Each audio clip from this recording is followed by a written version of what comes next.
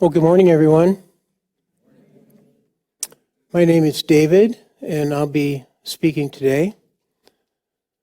And I just want to put out a special welcome to everyone who's made the journey out to the sanctuary today. It's our first day of being open to the public. And we can put about maybe a third of the people in the temple because of social distancing that we used to, but someday we'll be packed in here like sardines again.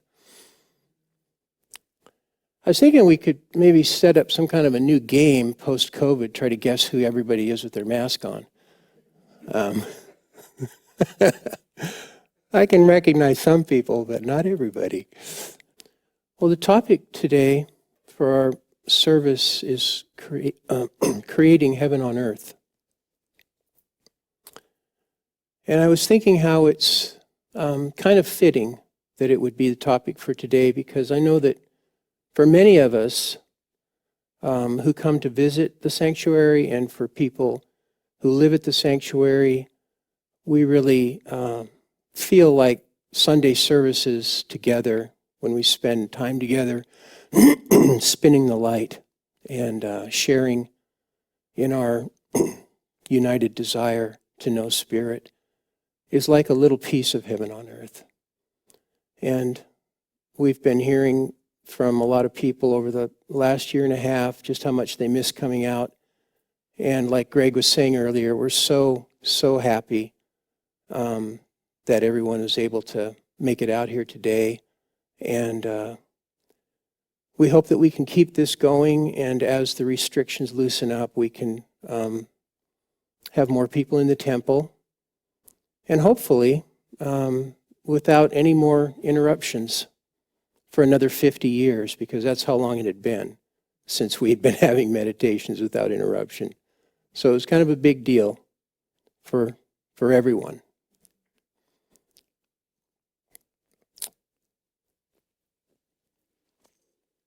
In thinking about that and how blessed we are today, it's really quite evident if you look around the planet that not everyone enjoys what you might call a heavenly consciousness on earth. Rightfully so, people who are in war-torn zones or famine areas of the planet, every day is a struggle. And it's really, we really have a lot of work to do, excuse me, on this planet to bring heaven on earth, literally heaven on earth, where everyone's needs are taken care of. The focus for everyone is on helping each other fulfill everything that they need in their life to be successful and to be comfortable and to be happy, where everyone shares in the wonderful resources that Mother Earth gives us, that everyone has all the food that they need to eat and a place to sleep, and are cared for on all levels, physically, mentally, spiritually. So we have a lot of work to do, but the work really begins right here within each one of us. It's a consciousness that comes forth that will eventually bring heaven on earth for everyone on the planet.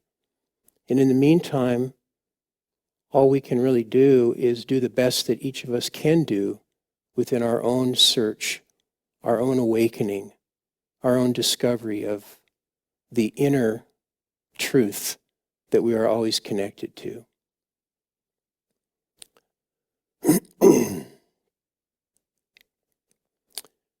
We've also heard about people on the planet who have everything that they need, all of the financial support that they need and all of the comforts that they need in life, but that they're really not very happy.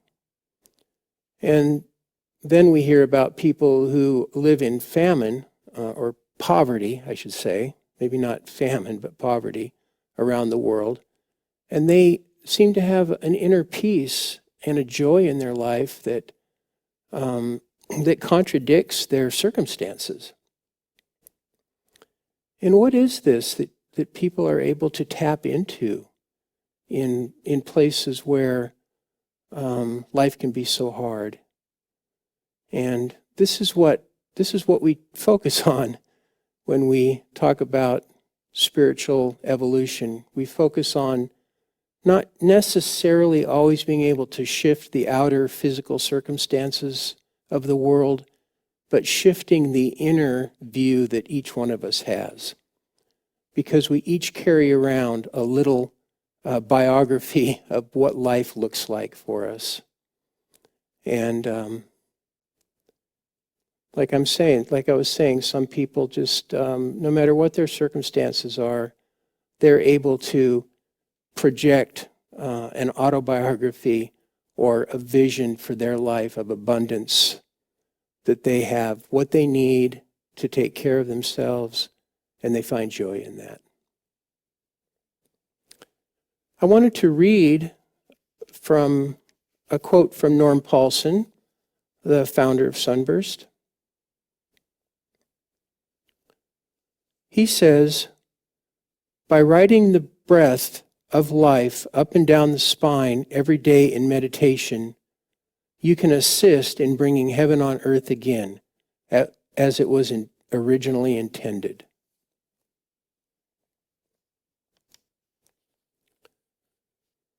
So he's putting an emphasis on meditation and what we call circulating the light up and down the spine. And I remember I was thinking about Norm, and I was thinking about this passage, and I was reflecting on his life and his autobiography, Life, Love, God.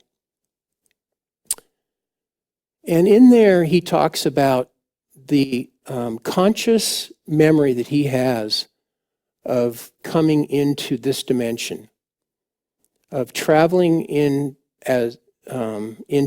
this dimension of consciousness to be reincarnated.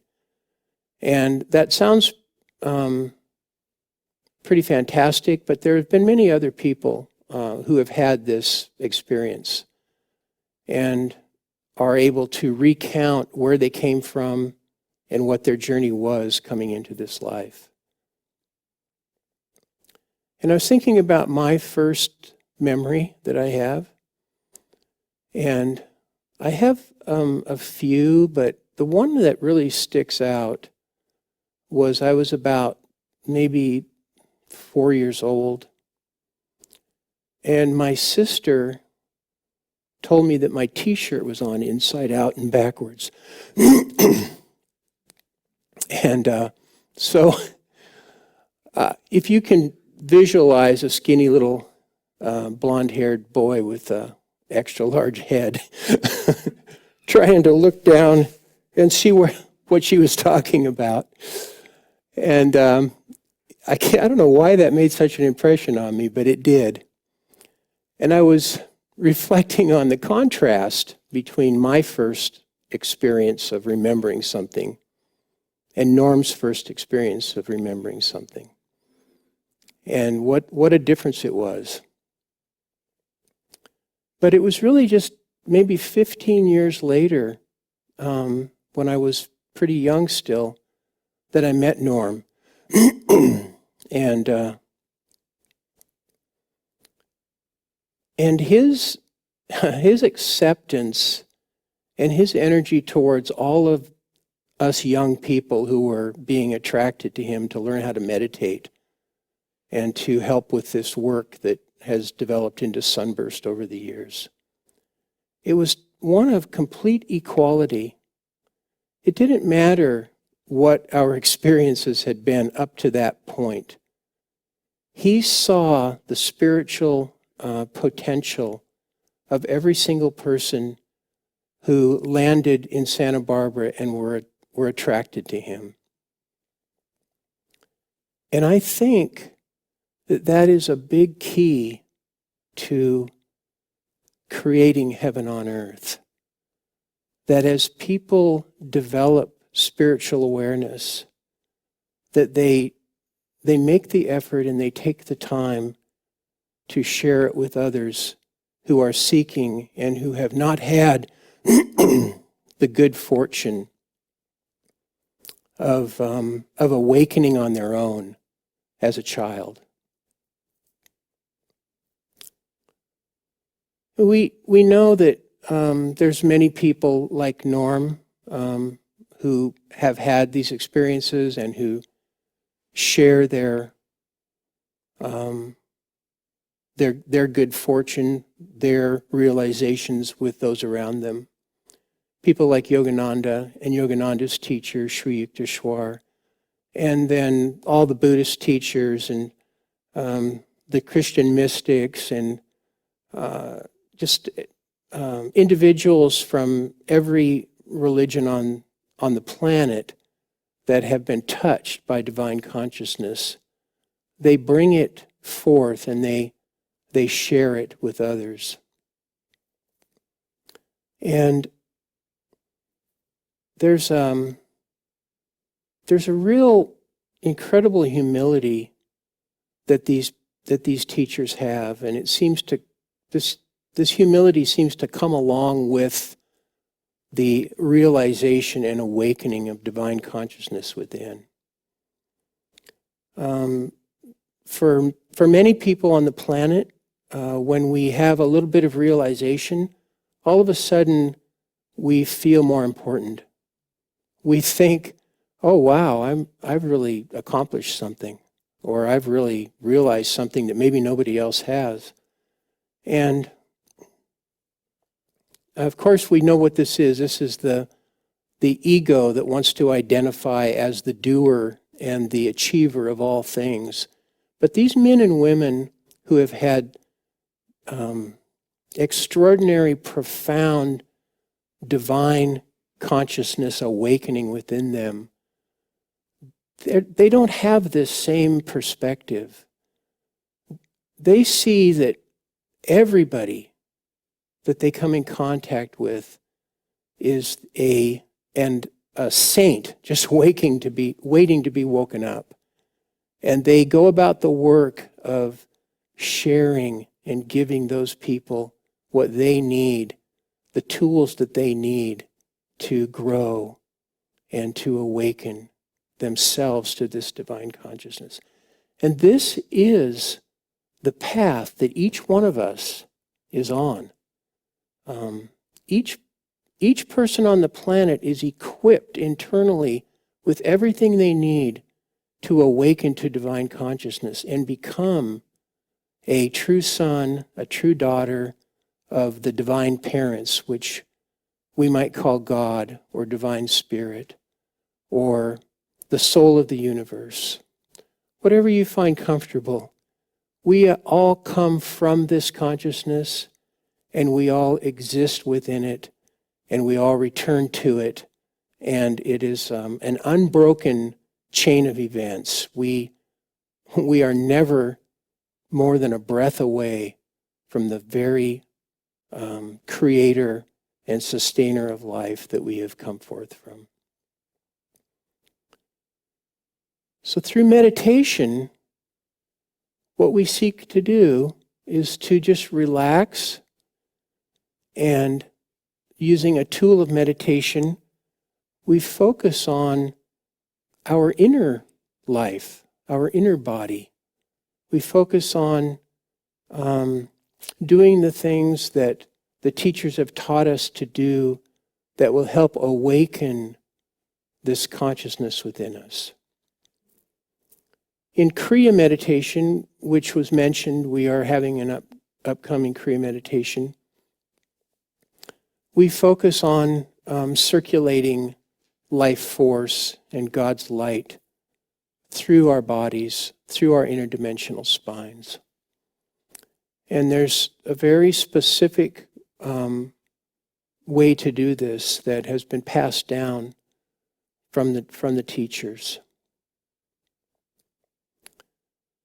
But we think of our experiences that we're having here on earth, whether they're they're hard experiences or whether they are experiences that could be considered a little piece of heaven on earth, the consciousness of heaven on earth. We think of them as solely coming just out of our brains. But in fact, our brain is just a tool that helps receive and channel this divine consciousness into our human bodies so that we can have conscious experiences. And consciousness can exist without a brain. But for us to have consciousness in our bodies, apparently we need to have these brains.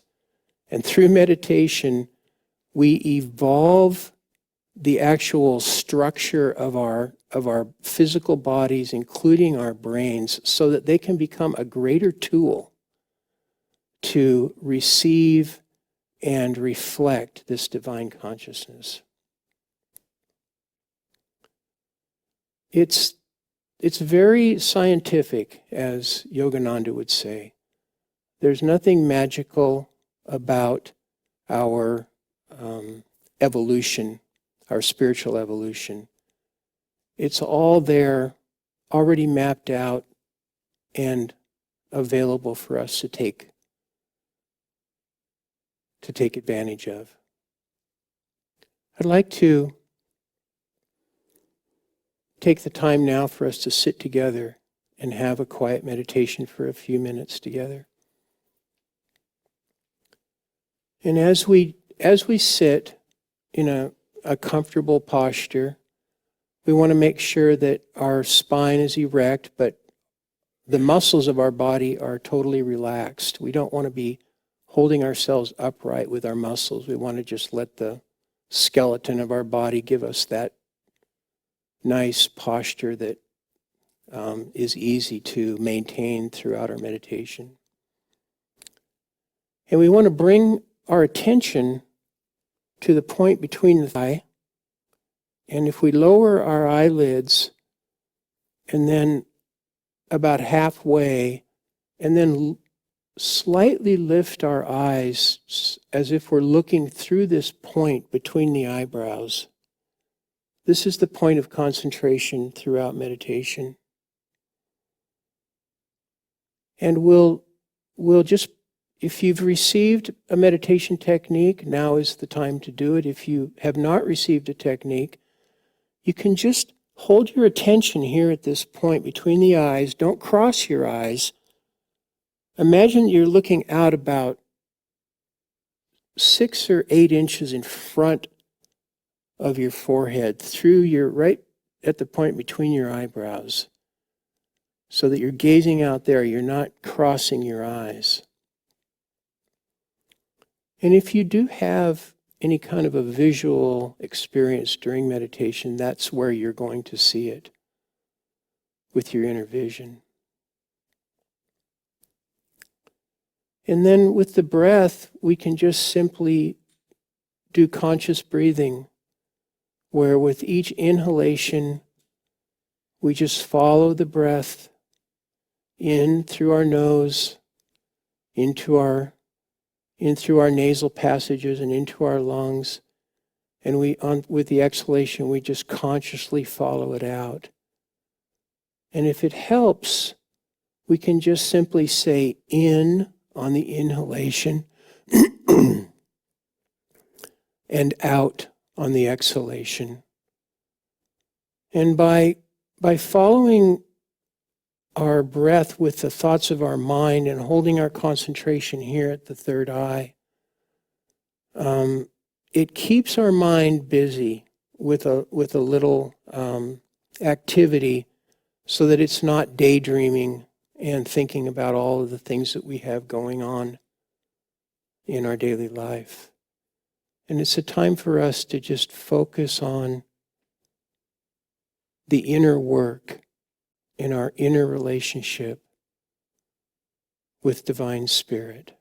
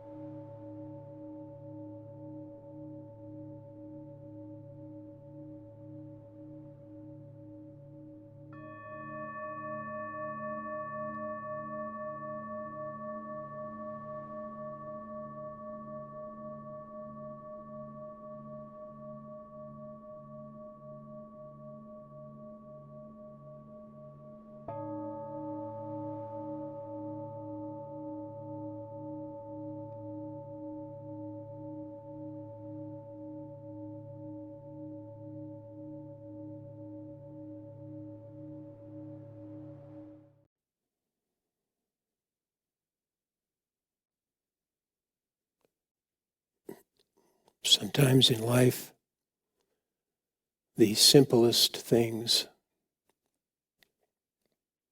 are, are overlooked. But many times the simplest things are the answers to the most difficult questions. And when we meditate and we use our conscious breathing and we circulate the life force and consciousness of divine spirit through our bodies, that is the key to our individual soul awakening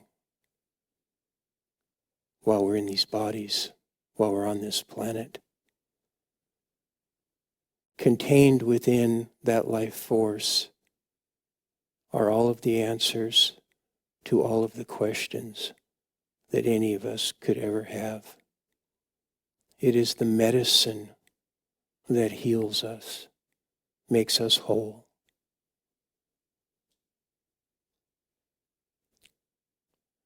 Norm used to talk sometimes about how each one of us are like a cup, and that we contain within that cup the essence of the universe.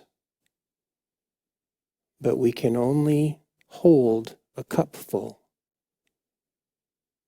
But through meditation, we have the ability to expand our capacity internally, that we can contain more and more of the divine consciousness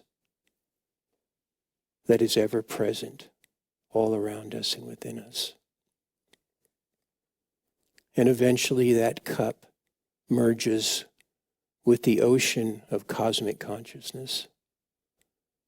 That is the ultimate goal of meditation. But the journey along the way can really be wonderful, because as you meditate through the years, you begin to see the changes that take place in your own life, the way that you see things more positively, the way that you have compassion for people who are suffering. This is the gift that we are given from practicing meditation.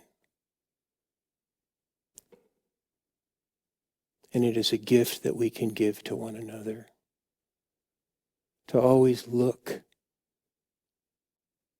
to the divine in one another, to know that no matter what drama is going on between us and another person, that our consciousness is connected. We are one with one another. And we really only fight with ourselves when we fight with one another. To expand our capacity to have compassion and tolerance and to love unconditionally. We are so lucky to have this understanding. And it is so simple to just sit quietly and allow the universe to fill us up, inform us.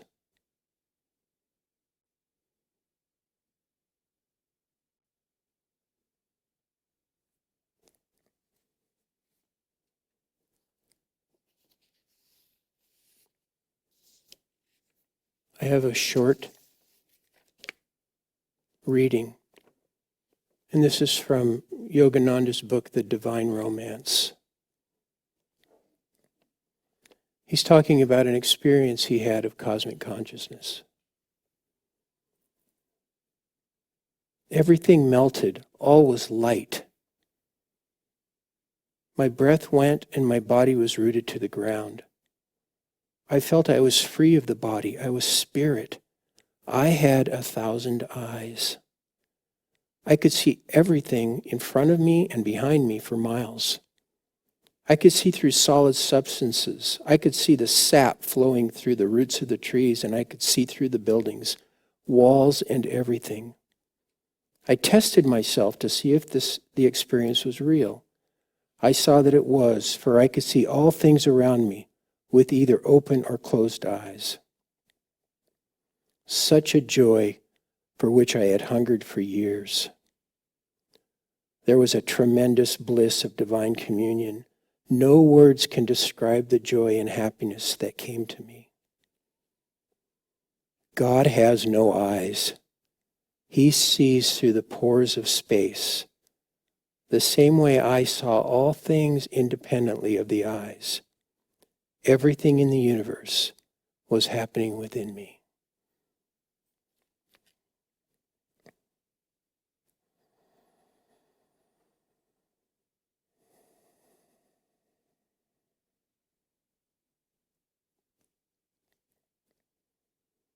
You are welcome to join me in a closing prayer.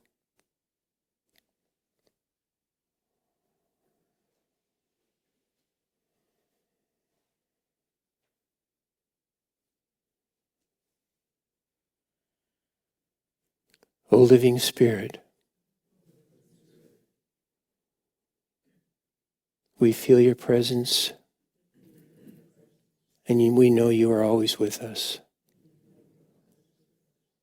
We thank you for reminding us of our true nature and for supporting us on our flight home back to you.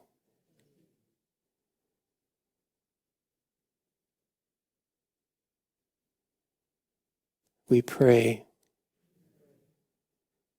for this planet and all the souls, that each and every one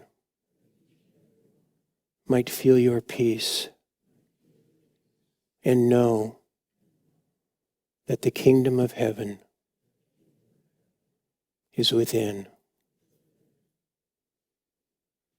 Amen.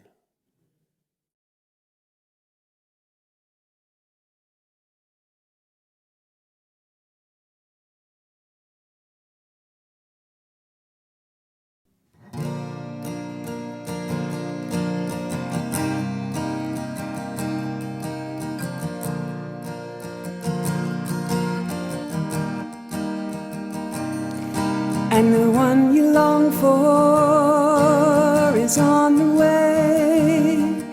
And the one you long for is on the way.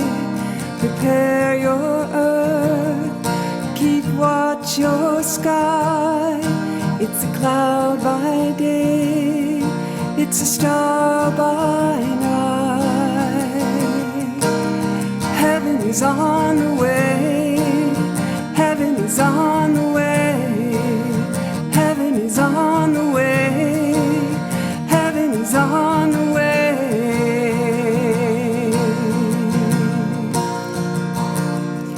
It'll come to us in a flash of fire and settle in like gentle rain, and finer still, a soothing mist of understanding and sacredness, illumination. I knew you'd come. Heaven is on the way. Heaven is on the way. Heaven is on the way. Heaven is on the way.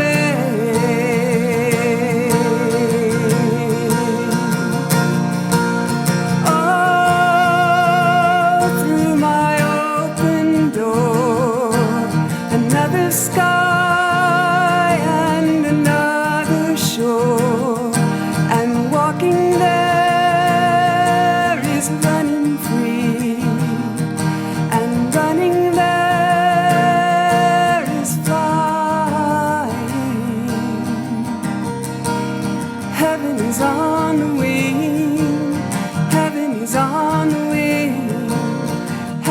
is on the wing. Heaven is on the wing.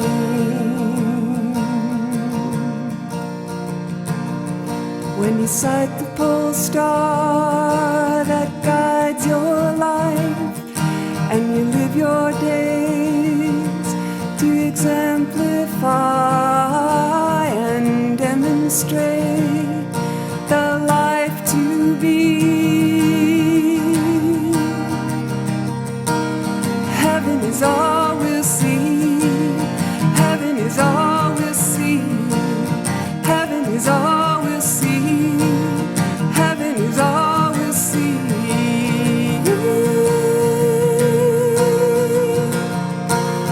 Oh, through my open door, another sky and another shore, and walking there is running free, and running there is flying. Heaven is on the wing. Heaven is on the wing. Heaven is on the wing. Heaven is on the wing.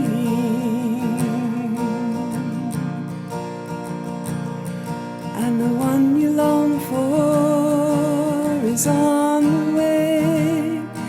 And the one you long for is on the way. Prepare your earth, keep watch your sky.